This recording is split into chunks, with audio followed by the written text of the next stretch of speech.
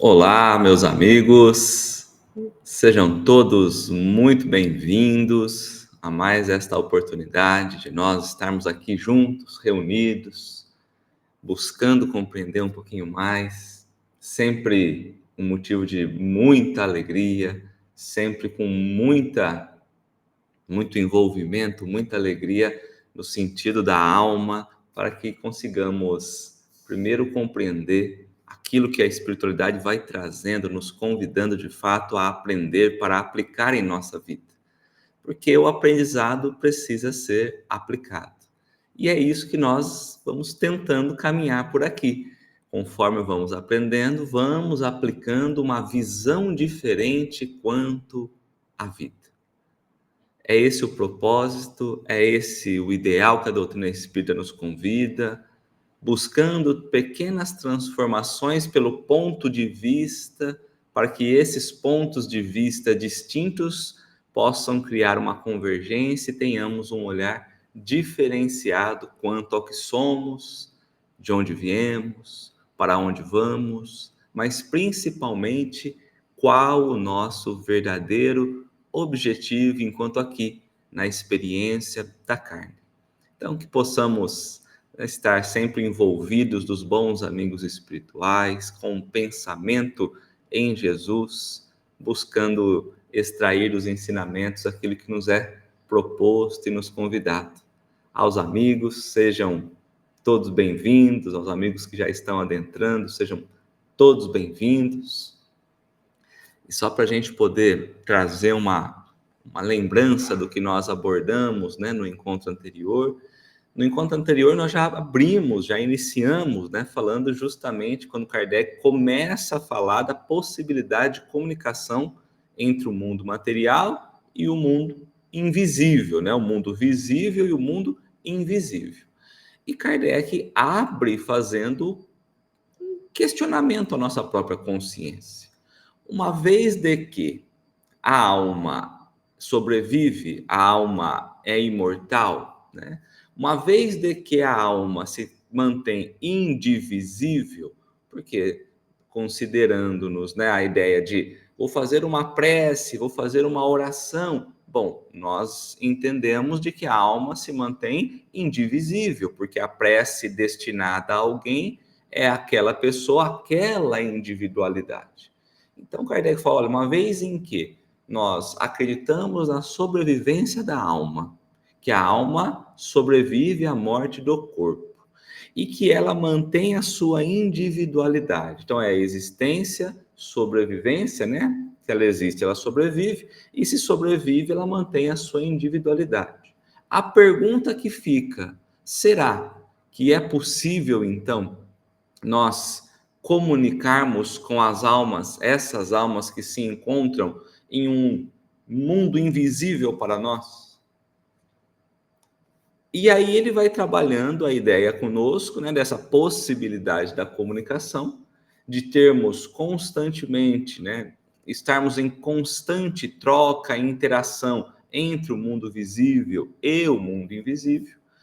E dentro dessa possibilidade de nós entrarmos em comunicação, em diálogo, em percepção com esse mundo invisível, nós temos que entender que, sendo espíritos antes na experiência da carne, se comunicando de diversas formas, nós também vamos ter esses seres no mundo invisível, ou seja, no mundo que nós não percebemos, se manifestando de várias formas, de vários tipos.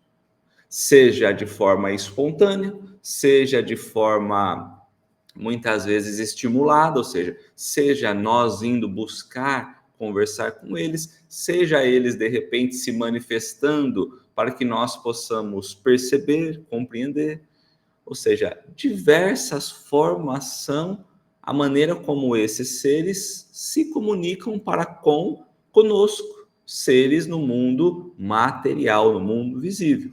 E aí nós vamos percebendo essas comunicações, esses seres, pelos 5 sentidos que nós temos, que enquanto encarnados nós só podemos compreender o que os 5 sentidos nos traz. Por isso, eles vão trabalhando na ideia da visão, da audição, né, de um ruído, de uma escrita e tudo mais, para que possa, de fato, trazer-nos nesses 5 sentidos a percepção ou compreensão, de fato, da existência, da imortalidade. E aí a gente pergunta, qual era a possibilidade disso acontecer? De que forma eles se comunicam? De que forma, o que eles utilizam, né? Inclusive para muitas vezes, como nós abordamos anteriormente, na aparição, para aparecer, para se tornar visível, para se tornar... E aí, então, diante de muito estudo, fazendo referência até àquela ideia, né, de que Paulo já trazia do corpo espiritual, nós vamos trazendo a ideia, a partir do estudo que Kardec faz também, da existência real do corpo espiritual, que vai se chamar perispírito. Através do perispírito é que o espírito consegue se comunicar com o mundo visível, né? Nós também temos perispírito, se a gente lembrar, voltar ao tempo nos estudos, nós temos então, o espírito com o corpo espiritual, e quando a gente encarna, um corpo material. Quando a gente desencarna, a única coisa que a gente vai perder, então, é o corpo material, ficando espírito, perispírito. Perispírito, então, sendo esse instrumento no que nós estamos trabalhando, a possibilidade de comunicação, o instrumento em possibilitar a comunicação entre os dois mundos, o mundo invisível, o mundo espiritual, e o mundo visível para nós, que é o mundo material.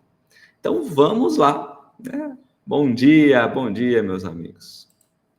Então vamos lá. Nós estamos trabalhando agora, no dia de hoje, o item 31 ao item 36. Kardec ainda trabalhando conosco a possibilidade da forma como os fenômenos acontecem que ferem a nossa vista, né? Que ferem as nossas percepções. Então, nós temos que lembrar que a doutrina espírita tem o seu grande despertar quando acontece um fenômeno chamado de mesas girantes.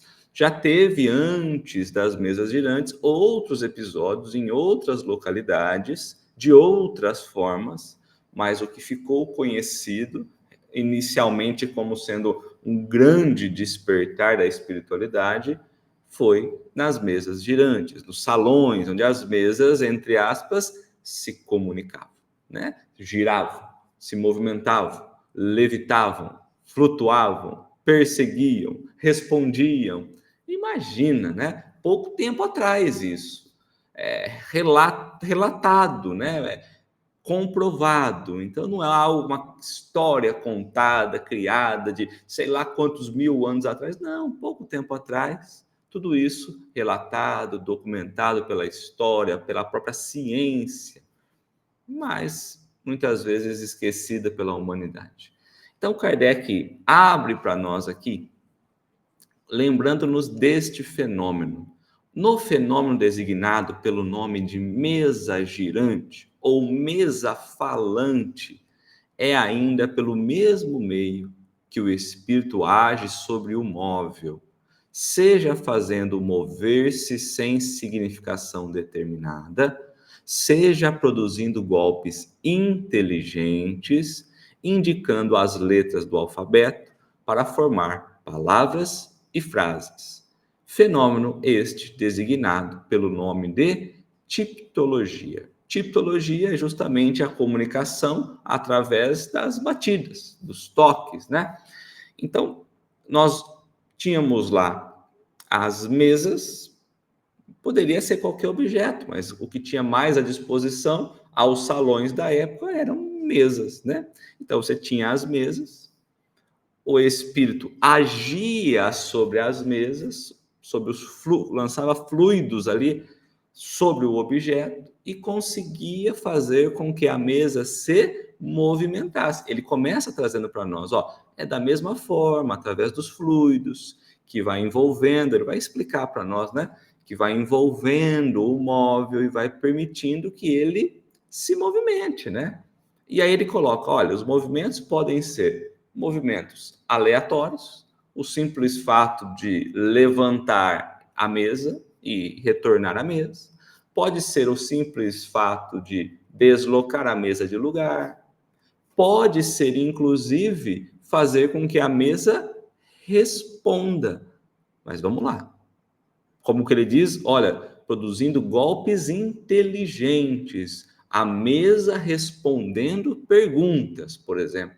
Ou a mesa expressando inteligência ao responder ou falar ou comunicar com aqueles que estavam no mundo visível. Parece-nos estranho. Uma mesa que pode falar. Algo estranho tem aí. Parece que há algo além da mesa, porque uma simples mesa, um simples objeto material, ele por si só, primeiro que não tem um cérebro. Já pensou um cérebro da mesa? Não, não seria possível. Mas se não é possível, da onde vem a inteligência para responder perguntas, seja ela certa ou seja ela errada? Porque fato é que essas mesas respondiam.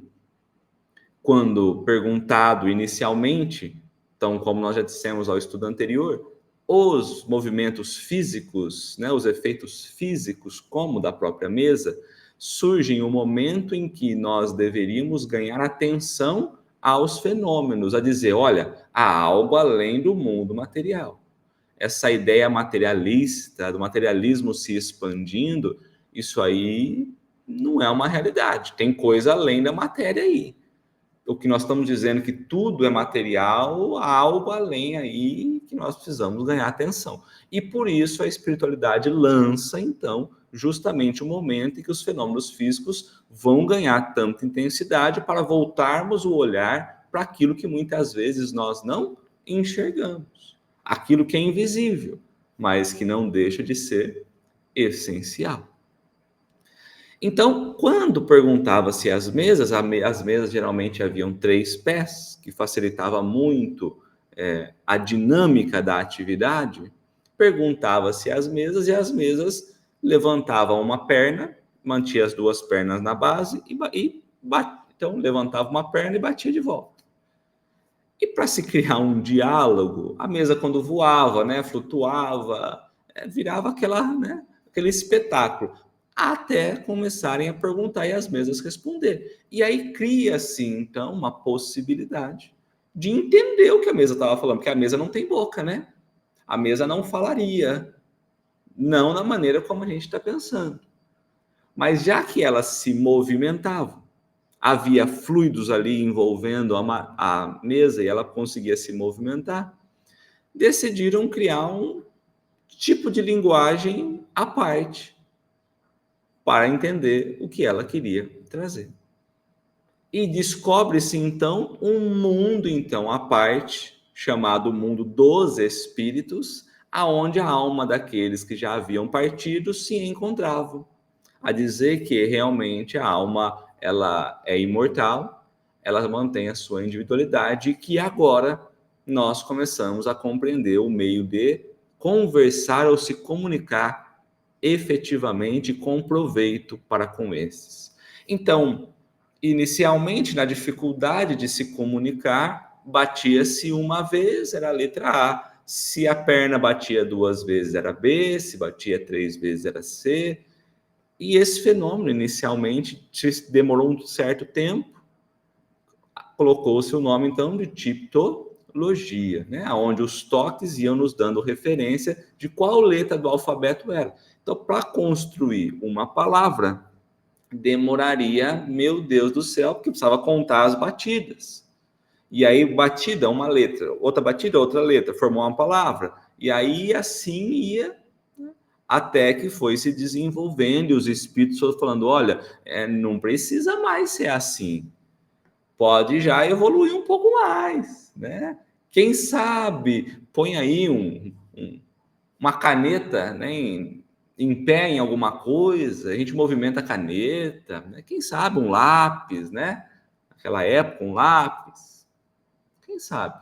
Então, foi-se elaborando, desenvolvendo através da comunicação a forma como isso poderia acontecer. Tanto que depois vai dizer, olha, tudo bem, vocês já aprenderam agora com o lápis preso a um cesto, né? Agora, quem sabe, vocês podem pegar a caneta na mão, né? Vamos movimentar a mão agora. E foi se desenvolvendo a forma de se comunicar dessa forma. Tanto que ele coloca aqui para nós, ó, a mesa não é senão um instrumento de que ele então se serve.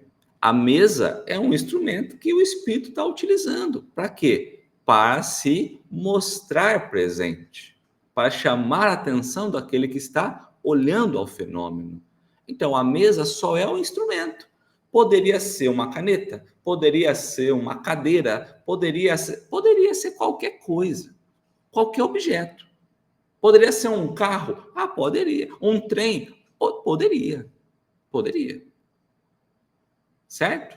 Vamos devagar, senão a gente começa a viajar muito e a ideia não é essa, né? Então a mesa não é mais que senão um instrumento que então se serve, como faz com o lápis para escrever, dando-lhe vitalidade momentânea, ou seja, dando movimento momentâneo, não tem como ser para sempre, é um momento. Então, aquele objeto material, por um momento, ele vai poder ganhar, entre aspas, muito entre aspas, vida, movimento, vitalidade. Dando-lhe, então, vitalidade momentânea pelo fluido com que a penetra, mas não se identifica com ela. Então, há um fluido para que esse fenômeno aconteça, manipula-se, então, um fluido que não conseguimos perceber com os olhos, mas que está espalhado por todo o universo.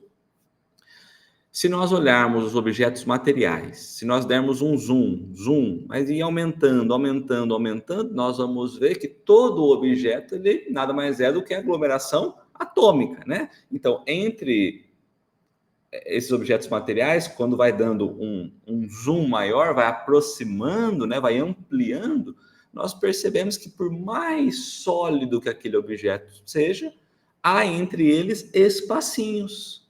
Não tem como ter uma matéria 100%, não, sempre tem uma matéria, tem um espacinho entre elas ali, certo? Então, mesmo que eu olhe, por exemplo, para esse controle, parece que ele é liso, sólido, mas se eu amplio, eu vou ver que há alguns espaços entre o material da construção dele, por exemplo.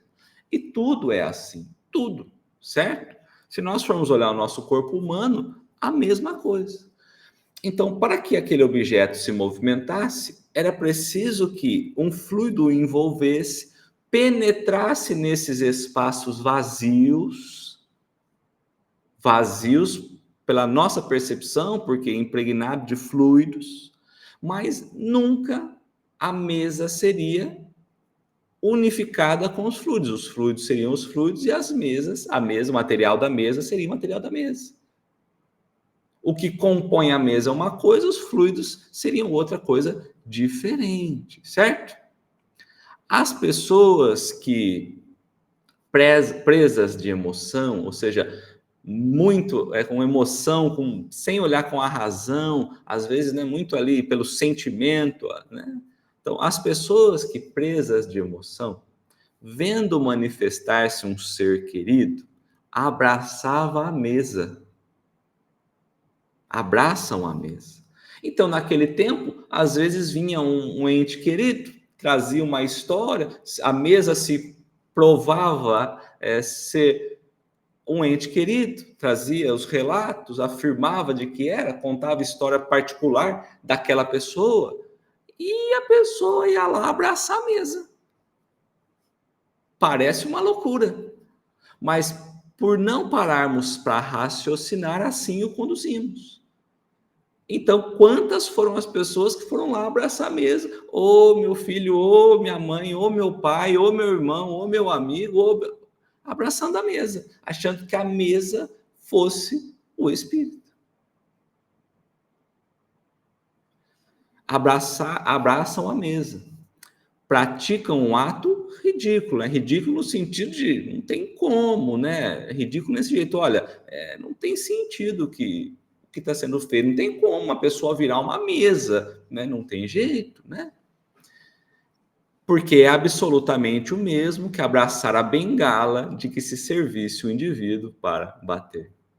Então, quando o indivíduo vai bater com a bengala é apenas um instrumento para ele fazer a ação. Mas quem tem que ser contido é a pessoa que vai agir. Não tem sentido eu querer segurar só a bengala. Eu tenho que conter a pessoa. Ou seja, quem vai manifestar a ação, né, nessa ideia que foi trazida aqui, né, da bengala, é a pessoa e não a bengala. Né? Então, há uma condição muito diferente. Né? O mesmo podemos dizer relativamente àqueles que dirigem a palavra à mesa. Aos dias de hoje, ainda falávamos ontem, né, sobre isso.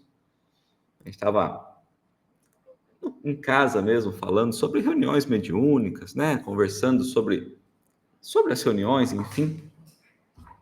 E a gente estava falando como que muitas vezes a gente vai distorcendo a realidade da própria comunicação.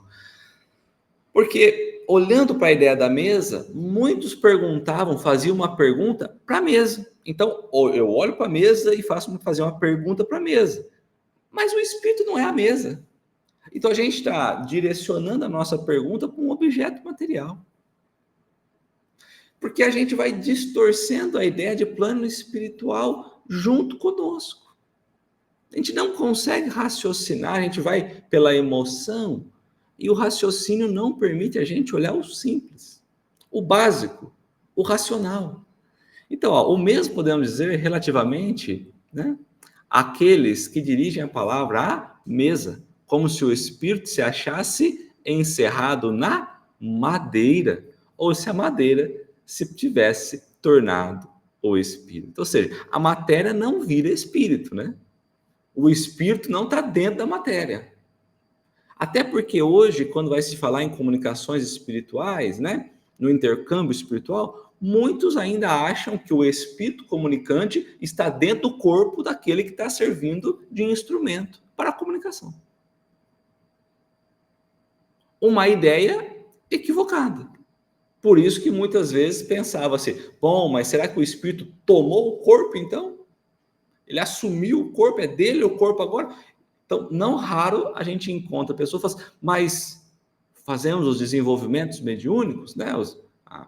As reuniões de aperfeiçoamento, desenvolvimento, e aí a pessoa fala, mas e se o espírito tomar meu corpo e eu não conseguir tê-lo de volta? Aí, então, nós explicamos tudo isso, porque não é assim, né? Então, a ideia daqui é, muitos imaginavam, então, que o espírito estava dentro da madeira, ou então que o espírito havia virado a madeira. Por ocasião das comunicações dessa ordem, o espírito não se acha na mesa, mas ao lado do móvel. O espírito está ali? Está. Até porque na manifestação física, no efeito físico, né, ele precisa, né, estar ali manipulando a própria ideia dos fluidos, não necessariamente no local, mas é preciso que ali esteja pegando, aglomerando os fluidos dos encarnados ali, que possibilitam o efeito físico, né? Mas tudo é pensamento. Mas olha, por ocasião da comunicação desta ordem, o espírito não se acha na mesa, mas ao lado do móvel. Numa comunicação mediúnica, o espírito também está ao lado. Às vezes pode estar mais distante, mas nessa configuração que nós estamos trazendo, o espírito está do lado. Certo? Como faria se fosse vivo? Ah, como que é a história mesmo, hein? Quando eu estou vivo, eu tenho um corpo espiritual e tenho o espírito. Quando eu desencarno, eu estou só sem o corpo físico, mas eu ainda tenho o perispírito, que é o corpo espiritual, e o espírito. É só isso. Então ele fala, olha, como vivo, ele vai fazer a mesma coisa, estaria do lado, né? E aí o veríamos, se ele pudesse ver. Então, não também, algumas vezes na comunicação mediúnica, você está fazendo o diálogo e você presencia um espírito ao lado, um pouco mais distante. Ele está ali, não está? Dentro do médium, nunca ninguém viu. Olha, eu vi ele aí, viu? Dentro de você. Não é assim, né? Dá-se o mesmo com as comunicações por escrito. Olha lá, Então, naquela época de Kardec, nós tínhamos comunicações mediúnicas muito mais pela psicografia. Ao longo do tempo, foi se ajustando para a psicofonia, né? A possibilidade de falar. Então, no tempo de Kardec, era a escrita, psicografia, né? Dá-se o mesmo com as comunicações por escrito. O espírito coloca-se ao lado do médium, dirigindo-lhe a mão, dirigindo-lhe, influenciando-lhe, servindo a mão de instrumento, né? Ou transmitindo-lhe o seu pensamento por uma corrente fluídica. Olha lá. Ele pode envolver ali a mão do médium, talvez até o braço ali, o braço, para que a mão possa acontecer numa forma mecânica, né, da escrita.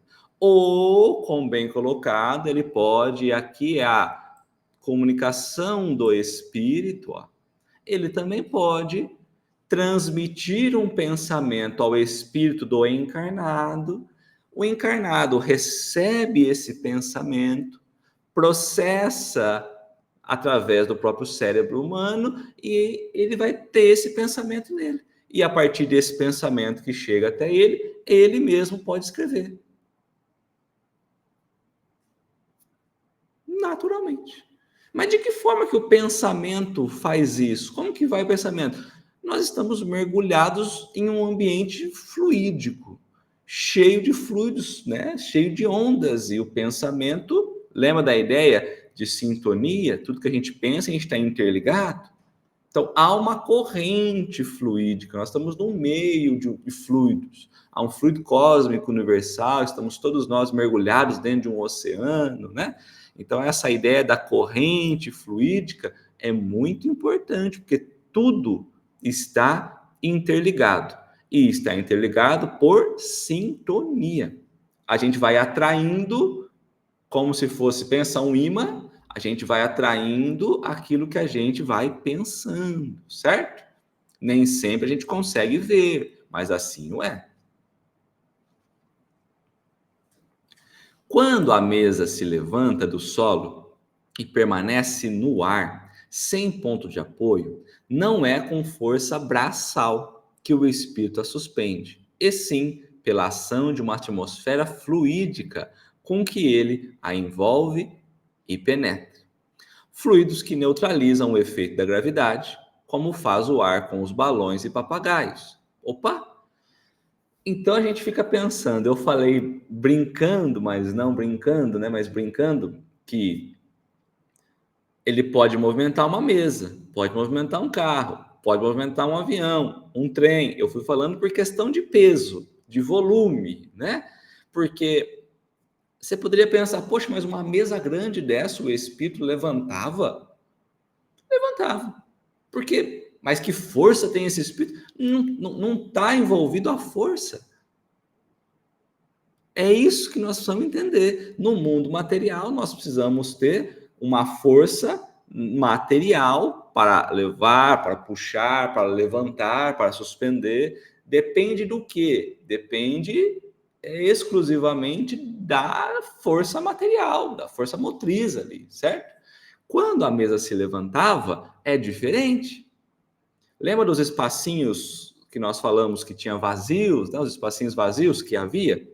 Então, o espírito não ia lá levantar a mesa. Ele não pegava a mesa. Quando ele vai movimentar alguma coisa, né? O espírito não pega o controle e leva o controle assim, viu? Com a mão. Não é. O espírito não põe numa sacolinha e leva. Não, certo? Não é isso. Então, ele usa os fluidos para penetrar naqueles espacinhos vazios da matéria, e esses fluidos altera o peso, porque não é o peso, vai anulando justamente a gravidade ali temporariamente. Sem gravidade, a mesa já subiria. Aliás, sem gravidade, você não tem o peso, certo? A alteração de peso é totalmente outra, né? Então, esses fluidos permitem alterar a gravidade. E aí o objeto fica leve. Ele até coloca para nós a ideia É tão difícil de entender? Bom, eu tenho uma bexiga que fica em cima da mesa. Aí eu vou encher a bexiga, ela já fica um pouco mais, né? Eu enchendo, né? Já fica um pouco mais leve. Quando você bate nela, ela demora para cair. Se a gente coloca ali, como ele está trazendo, né, o ar nos balões, nos papagaios, né? Dependendo do gás que a gente coloca ali, do fluido que a gente coloca ali, o balão sobe, sobe, sobe, sobe, sobe, sobe, sem ninguém nem precisar empurrar. Isso é físico, físico. Então, não há nada de sobrenatural a não ser a própria ideia física da manifestação das leis naturais. Lembra que há leis espirituais e materiais, elas se interagem o tempo todo, né? Então, esse fluido, penetrando a mesa, dá-lhe momentaneamente maior leveza específica. Quando a mesa descansa no solo, acha-se em caso análogo ao da campânula pneumática em que se fez o vácuo. Então ele vai trazendo para nós que quando a mesa descansa no solo, né? É como quando a gente fosse a campânula, ela é na verdade, ela vai trazer uma comparação científica, né? É quando você vai conseguindo simular o vácuo, é um instrumento de vidro, um vidro grosso até, porque você vai tirando, tirando, tirando, tirando, vai tirando a ausência de pressão interna. É como se fosse um efeito parecido, né? Não é a mesma coisa, mas está dando a ideia, né? Então, você colocava um objeto dentro e você ia tirando ali a pressão que existia, o próprio ar criando um ambiente de vácuo para testar, né, o material que tivesse dentro daquela campânula. É a mesma coisa. Alterava então a ideia ali das pressões, porque os fluidos iam alterando. Não é a mesma coisa. Como Kardec coloca, né? É uma analogia, algo não idêntico, né? Mas semelhante para a gente poder trazer uma ideia, né? Uma ideia física do mundo material. São simples comparações estas para mostrar a analogia dos efeitos e nunca uma absoluta semelhança das causas. Então, Kardec diz, olha, vocês não conhecem, nós não conhecemos ainda, porque a matéria impede a gente de ver como isso acontece. Então, a gente tem que trazer alguma analogia para conseguir fazer mais entendível, mas não é igual. Quando a mesa persegue alguém, porque a mesa seguia alguém, certo? Quando a mesa persegue alguém, não é o espírito que corre. Então a gente acha que o espírito está correndo atrás da pessoa com uma mesa, com uma mesa. Não é isso, né? Porque ele pode ficar tranquilamente em seu lugar e somente lhe dar por uma corrente fluídica o impulso preciso para ela se mover, para que ela se mova segundo a sua vontade. A vontade é o carro-chefe de toda a manifestação. Envolve-se de fluido o objeto, no lugar dele, parado, como é tudo pensamento, ele demanda pensamento e, segundo a vontade, o objeto pode se movimentar. É preciso um tipo de fluido diferente, vindo de médiums chamados médiums de efeito físico, que tem sido muito mais difícil de nós acharmos, digamos assim, de encontrarmos, mas existe ainda, existe, né? Nas pancadas que se fazem ouvir na mesa, ou em outra parte qualquer, não é o espírito quem bate. Então, de novo aqui, ó, não é o espírito que bate com a mão ou com algum objeto. Não é o espírito que bate, certo? Ele lança sobre o ponto da onde parte o ruído um jato de fluido que produz o efeito de um choque elétrico e modifica os sons. Um choque, a eletricidade, ela não tem a descarga elétrica, ela não faz um barulho, mas ela não está em contato com nada físico, se nós formos pensar, porque os próprios fluidos produzem sons. Então, falando, olha, o produzir a batida é uma batida na porta. Não, ele não foi lá bater na porta, não é isso. Certo? Ele vai produzir aquele som. Então, é um jato fluídico que produz o efeito de um choque elétrico e modifica o som, como se pode modificar os que são produzidos pelo ar. Então, vê como é mais simples do que a gente pensa. A gente quer, muitas vezes, materializar tudo, trazer tudo para dentro do âmbito material. A gente vai pensando, mas como que o espírito, né, tem uma mão? Eles utilizam das leis naturais. Para que dificultar se pode simplificar, não é verdade? Assim, facilmente se compreende a possibilidade do espírito erguer no ar uma pessoa, como levantar um móvel qualquer, transportar um objeto de um para outro lugar ou tirá-lo a qualquer parte, atirá-lo a qualquer parte.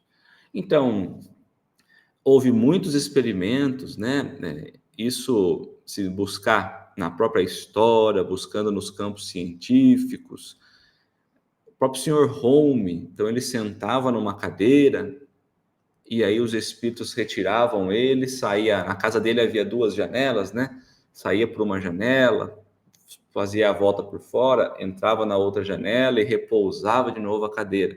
Por que que tinha tanto isso? Não era por diversão. Isso se fazia porque estava se mostrando ou desenhando para nós o mundo espiritual. E era preciso compreender as leis espirituais também em interação com a lei material. Então, por isso, nós tínhamos tantos fenômenos, muito mais do que aos dias de hoje. Hoje ainda existe, mas muito pouco. Ao tempo, havia muito mais, porque era necessário nessa grande escala para que nós pudéssemos, então, compreender as bases espirituais. Certo? É uma só a lei que regula tais fenômenos. É uma única lei para tudo, não é isso? A lei espiritual precisa estar alinhada com a lei material. Tudo é lei de Deus, tudo é lei natural, é uma só lei. E nós estamos ao tempo todo, as leis estão se regulando um para com a outra. Pelo pouco que dissemos, pode-se ver que as manifestações espíritas de qualquer natureza nada têm de maravilhoso ou sobrenatural. São fenômenos que se produzem em virtude da lei que rege as relações do mundo visível com o mundo invisível. Lei tão natural quanto a da eletricidade e da gravidade. Não tem nada diferente, tudo seguindo as leis universais, né? Então não há sobrenatural, não há fenômeno, está tudo seguindo as leis universais. Ele deu o exemplo da própria eletricidade, da própria gravidade, ou seja, todas as leis da eletricidade, da gravidade, enfim, ela tem as suas regras, as suas capacidades, as suas possibilidades. O intercâmbio também, certo? O Espiritismo é uma ciência que nos faz conhecer essa lei, como a mecânica nos ensina do movimento e a ótica nos ensina da luz. Então, o Espiritismo vem nos trazer a possibilidade de compreendermos as leis espirituais, as manifestações da mesma. Pertencendo à natureza, porque da lei natural, pertencendo então à natureza, as manifestações espíritas se deram em todos os tempos. Lógico, a lei da gravidade sempre existiu, a lei da eletricidade sempre existiu, a gente só não conhecia, não é? E aí foi sendo pesquisado, descoberto, e hoje a gente usa constantemente, com muita precariedade, considerando o que a eletricidade significa no âmbito espiritual. Mas tudo bem, devagar nós vamos entendendo e descobrindo como utilizar da melhor forma. O papel do homem é essa descoberta, né? De como aplicar melhor. Então, pertencendo à natureza, as manifestações espíritas se deram em todos os tempos. A lei que a dirige, uma vez conhecida, vem explicar-nos grande número de problemas julgados sem solução. Ela é a chave de uma multidão de fenômenos explorados e amplificados pela superstição. Quando nós passamos a compreender a existência da lei espiritual, muitos fenômenos antes vistos como milagres sobrenaturais, superstições, passaram então a ter o seu significado, ter o seu sentido. Passamos a entender como acontecia. E nós paramos então de achar que aquilo era algo sobrenatural, porque nada há que possa estar fora do sobrenatural, porque o natural é tudo aquilo que contém na lei natural, a lei de Deus. Quando dizemos algo sobrenatural, é dizer que tem algo além de Deus. E aí a doutrina espírita vem trazer os fenômenos espirituais, explicar, e nós vamos percebendo que não há nada de sobrenatural, exceto ignorância nossa para alguns fenômenos que vão acontecendo. Afastado então o prisma maravilhoso, nada mais apresentam esses fatos que repugne a razão, pois que assim passam a ocupar o seu lugar no meio dos outros fenômenos naturais, né? Então, quando a gente retira esse aspecto místico, né, tudo vai se tornando totalmente racional. O que parecia ilógico vai seguindo pela lógica da natureza, interagindo então com as leis naturais, porque fazem parte, né? Então, tá tudo certo. Não tem como a gente olhar para a doutrina espírita e não perceber o estado racional, né, que existe naquilo. Nos tempos de ignorância, ou seja, quando a gente desconhecia as leis espirituais, era reputados sobrenaturais todos os efeitos cuja causa não se conhecia. As descobertas da ciência, porém, sucessivamente foram restringindo o círculo do maravilhoso que o conhecimento da nova lei veio aniquilar. Então, antes, quando não se conhecia nada, era algo sobrenatural e nós nem íamos atrás. A partir da hora que a doutrina espírita começa a investigar esses fenômenos, a doutrina espírita vai então atrás e vai compreendendo pelo olhar racional e lógico, comprovando de que aquilo realmente é algo normal e natural. Aqueles, pois, que acusam o espiritismo de ressuscitar o maravilhoso, prova que só por isso que falam do que não conhece. Ou seja, o espiritismo não está ressuscitando aquela história de magia, de mágica, de bruxaria, que não tinha explicação. Muito pelo contrário. Esses que criticam, o criticam porque não estudaram o espiritismo. E aqueles que acham no espiritismo essa história mística é justamente um ignorante que adentra a doutrina sem o estudo.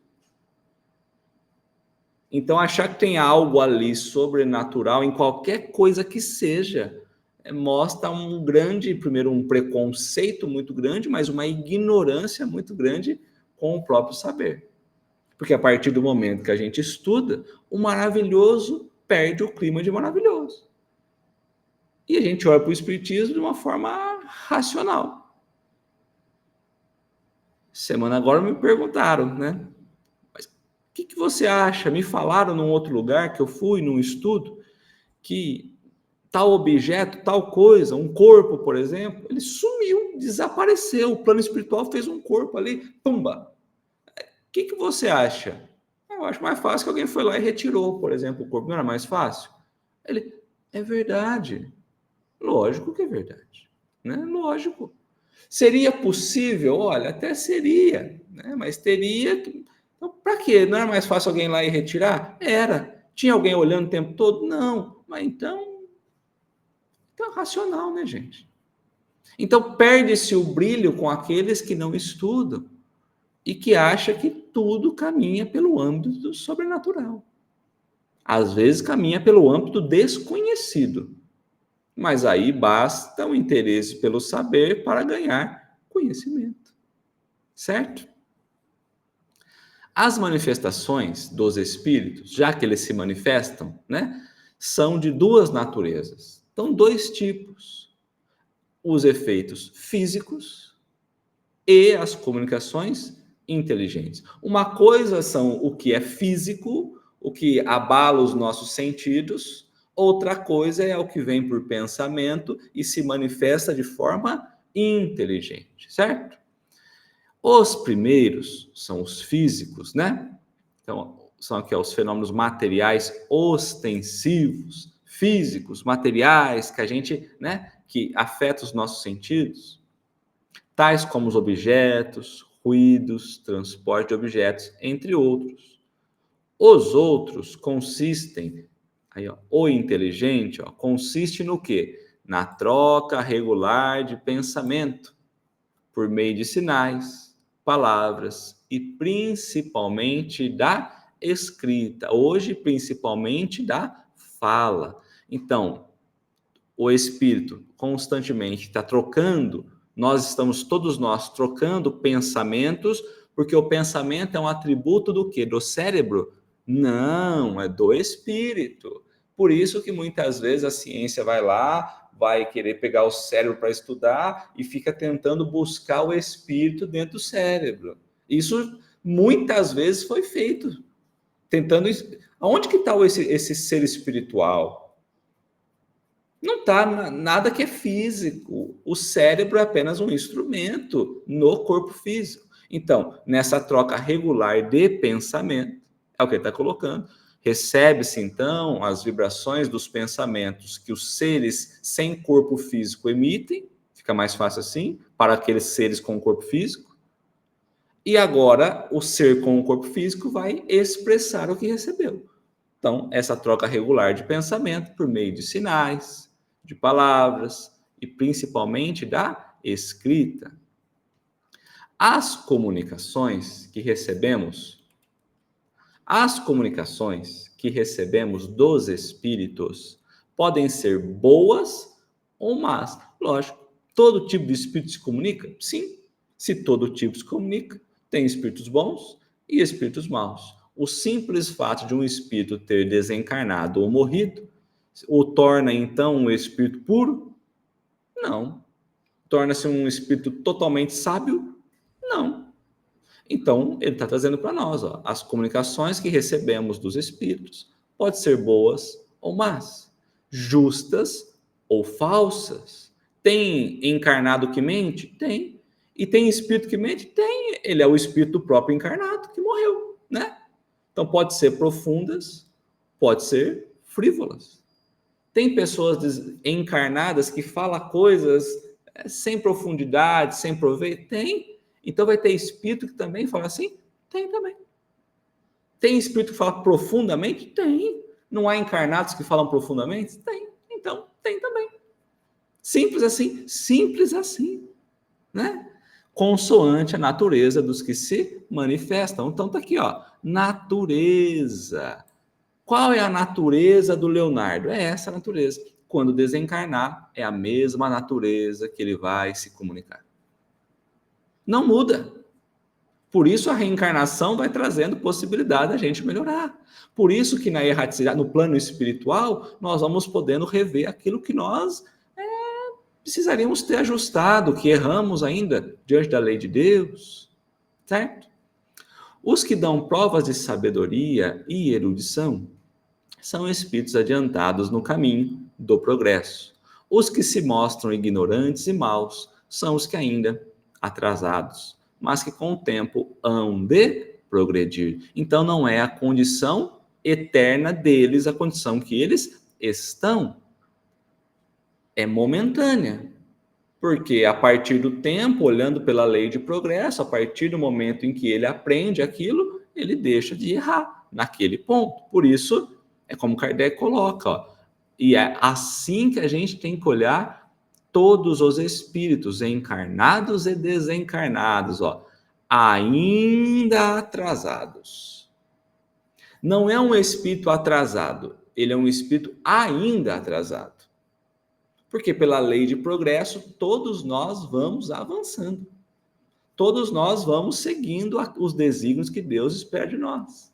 O objetivo que Deus nos dá de chegar a um estado de maior conhecimento, que a gente chama de perfeição, porque é atrelado à questão intelectual e moral. Todos os espíritos não estão mais fatalmente condenados. aquela condição?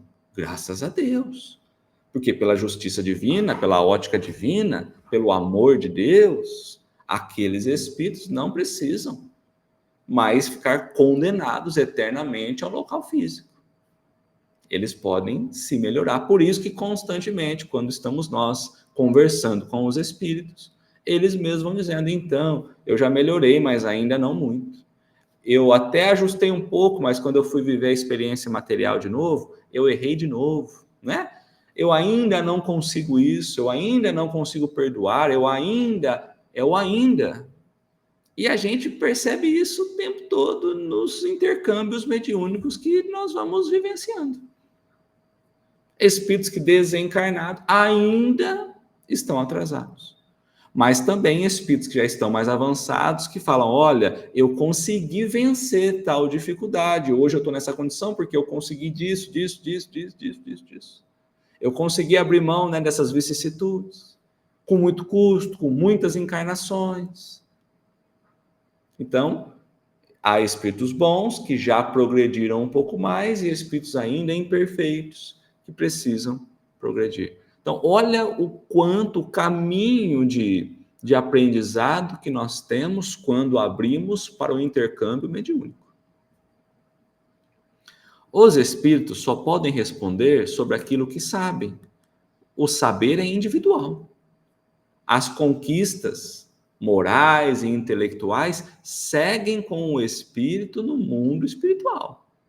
Tanto que quando encarna, traz essas ideias inatas, algumas, sim, abafadas ali, para não utilizar com tanta ostensividade na vida que está vivendo ali, material, porque cada vida material é uma experiência, mas o conhecer, o saber é do espírito. Então, os espíritos só podem responder sobre aquilo que sabem, segundo o seu estado de adiantamento. Então, vamos lá, ó. Segundo o estado de adiantamento. Quanto você adiantou? Quanto você sabe? Então, você só pode responder até aqui. Então, você pergunta, às vezes, algo sobre o plano espiritual, o espírito fala, olha, não sei nem o que é isso, hein? Não sei como funciona. Aí você pergunta para outro, tu fala, olha, funciona assim, assim, assim, assim. Porque depende do grau de adiantamento dele, né? E ainda dentro dos limites que lhe é permitido dizer-vos, porque há coisas que eles não devem revelar, por não ser ainda dado ao homem tudo conhecer. Aqui, olha, por não ser ainda dado ao homem tudo conhecer. Quando chego hoje aqui para fazer o estudo, a gente passa por um jardim, né? Aqui tem um jardim. Eu parei, olhei algumas percepções do próprio mundo espiritual e a gente entra em choque, né? Porque por não ser ainda dado ao homem tudo conhecer, eu olho aquelas percepções e aí eu digo para mim mesmo, né? Como que a gente é pequeno? Como a gente é pequeno! Não sabemos nada. Né? Então, os Espíritos vêm nos dizer, vêm nos ensinar, mas de acordo com aquilo que a gente tem condição. A gente é tão pequeno, há tantas coisas mais, mas é aqui, ó, só é dado ao homem, né, saber aquilo que lhe é possível. Porque é como uma escola que a gente vai tendo os conhecimentos básicos iniciais para poder ter os outros. Então, quando a gente olha a manifestação do plano espiritual, meu Deus, como a gente é pequeno. Como a gente não tem, né? Então, assim, os espíritos, né, só vão trazer para nós limitado naquilo que a gente pode. Não vai revelar algo que a gente desconhece por completo. Não tem como revelar algo que antes não teve. Porque quando a gente está estudando lá na Gênese, né, a própria revelação, a ideia de ciência quanto ciência material, física, uma ciência se apoia na outra. Não tem como uma ciência surgir isolada da outra. Uma ciência está sempre apoiada na outra. uma teoria está sendo sempre colocada uma após a outra. Então, eu preciso conhecer para poder novos conhecimentos abrirem para nós. Então, os Espíritos também só vêm trazer para nós os mais adiantados. Os menos, eles nem sabem, né? Mas os mais adiantados, só o que é possível ao homem conhecer. Certo? Da diversidade de qualidade e aptidões dos espíritos resultam, então, da diferença, né, dos tipos de comunicações, dos tipos dos espíritos, né, da tipo de natureza daquele ser, resulta que não basta dirigir-nos a um espírito qualquer para obter uma resposta segura a qualquer questão. Porque acerca de muitas coisas, ele não nos pode dar mais do que a sua opinião pessoal. Tomar cuidado, porque muitos espíritos só vão trazer opiniões dele, pessoal. Não são espíritos que chegaram à condição, por exemplo, de um espírito superior, vamos trazer assim, né? Estou falando de espírito puro, falando de espírito superior. Espíritos que trouxeram a codificação, espíritos superiores. Nós, espíritos ainda inferiores. Tomar cuidado, porque às vezes a gente faz uma pergunta aos espíritos, o espírito nos devolve, mas não é uma opinião validada. Não é uma opinião que diz respeito à própria lei espiritual, alinhada à lei natural, alinhada à lei material. Não, às vezes é a opinião do espírito. E a gente toma por verdade. Então, tomar cuidado, porque o que nós mais encontramos nesses intercâmbios do dia a dia, digamos assim, são as benditas opiniões pessoais do espírito. Que se trabalhando quanto à ideia moral, está tudo certo. Porque todo mundo vai tendo uma visão moral da vida. Agora, quando se dizem descobertas, aí é uma pausa que a gente vai tomar. Cuidado. É uma opinião pessoal, que pode ser justa, está colocado aqui, ó, pode ser justa, mas também pode ser equivocada. Então, por isso, tomar cuidado para não sair falando que é uma verdade sem antes ter certeza que é. Pode ser? Pode, lógico que pode. Pode não ser? Pode também. Então, cuidado, porque os espíritos podem trazer opiniões pessoais. Se ele é prudente, não deixará de confessar sua ignorância. Aqui é bonito, sabe? Confessar sua ignorância. Às vezes a gente está conversando com o espírito, pergunta alguma coisa para eles, né? E eles falam, olha, não sei responder isso não, viu? Aí você fala, que bonito, né? Que bonito. Ele assumir que, de fato, ele não conhece tudo, né? Porque existe espíritos que vai trabalhar até sobre o que ele não conhece. Pois se ele é frívolo ou mentiroso, responderá de qualquer forma. Então, muitos também você pergunta e responde de qualquer forma, sem se importar com a verdade. Quando você fala assim, mas você tem certeza, meu filho? Porque é totalmente diferente do que a gente está acostumado. Ah, não sei. Ou seja, ele responde lá de forma frívola, sem preocupação se é verdade, se é mentira. Tem tanta gente que você pergunta alguma coisa aí, a pessoa já sai falando, né? Você pergunta hoje sobre física quântica para umas pessoas, a pessoa sai falando sobre física quântica, ela não tem nem noção, nem ideia do que é. Assim também com outras ideias. Você vai falar de aplicação quântica, a pessoa dá 1000 exemplos, a pessoa não sabe nem como chega ali. Porque nós, ainda espíritos imperfeitos, temos necessidade de falar e achar que sabe, né? Não é verdade? Então, muitas vezes estamos nem preocupados se aquilo é verdade ou mentira. Hoje a gente dá opinião. A gente não, né? Mas a opinião política, por exemplo, a pessoa toma a verdade sem pesquisar, sem ir a fundo. Né? Hoje tem muito isso. Os espíritos também. Ah, sei lá se é verdade, vou só divulgar aí, pronto, né? Porque trago o meu ponto de vista, o meu interesse pessoal. Ponto de vista e interesse pessoal. Pode ser no bem, pode ser no mal, tá bom? Meu ponto de vista pode ser querer o bem, tá tudo bem, certo? E se é orgulhoso, apresentará suas ideias como verdade absoluta. Então, recentemente, nós tivemos uma comunicação, o Espírito trouxe para nós, né, um recado, uma orientação. Nós nos colocamos a perguntar, a questionar, porque estava totalmente desalinhado, equivocado, totalmente, né? E a gente perguntou, e a resposta dele foi assim: o meu recado já está dado. Se quer seguir, siga. Se não quiser, é problema de vocês. Então, verdade absoluta. E é óbvio que a gente não segue. Porque um espírito, primeiro, que um espírito sério, ele não vai trazer essa fala, essa linguagem, né, de orgulho. Se quiser aceitar, aceite. Se quiser seguir, sigam. O problema é de vocês. Não é assim que funciona, né? Então a gente percebe o quanto ainda inferior essa comunicação, o quanto igual a nós esse espírito ainda é.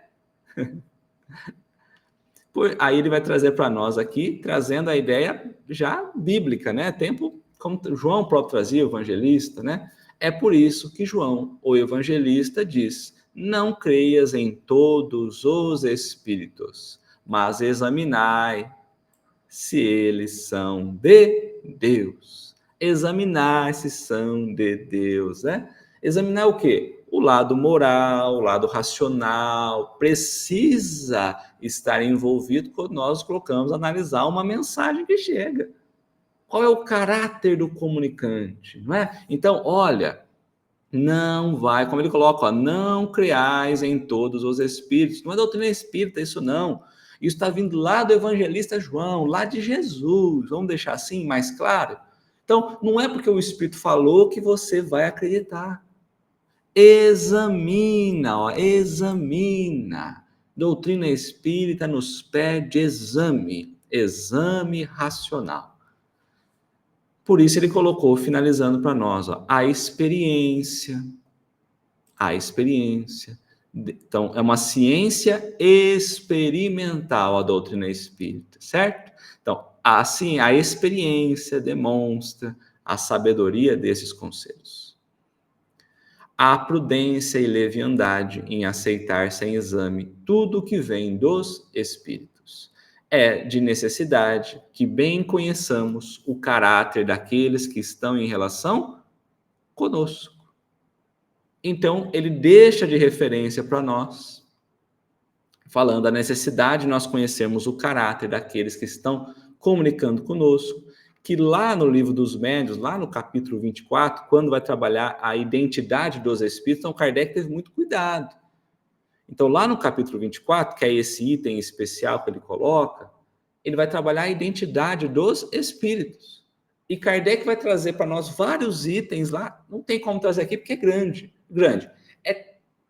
Não é grande, mas tem muitos itens, né? Então, ele vai falar para nós o modo de nós distinguirmos os bons dos maus espíritos. Como a gente distingue o bom do mal. Por isso, o livro dos médiuns é um guia para as nossas comunicações com o mundo espiritual. E aí nós paramos por aqui por enquanto, certo? Dando sequência a essa ideia desse caráter dos espíritos, natureza dos espíritos, na semana que vem, no próximo encontro que nós teremos então, certo?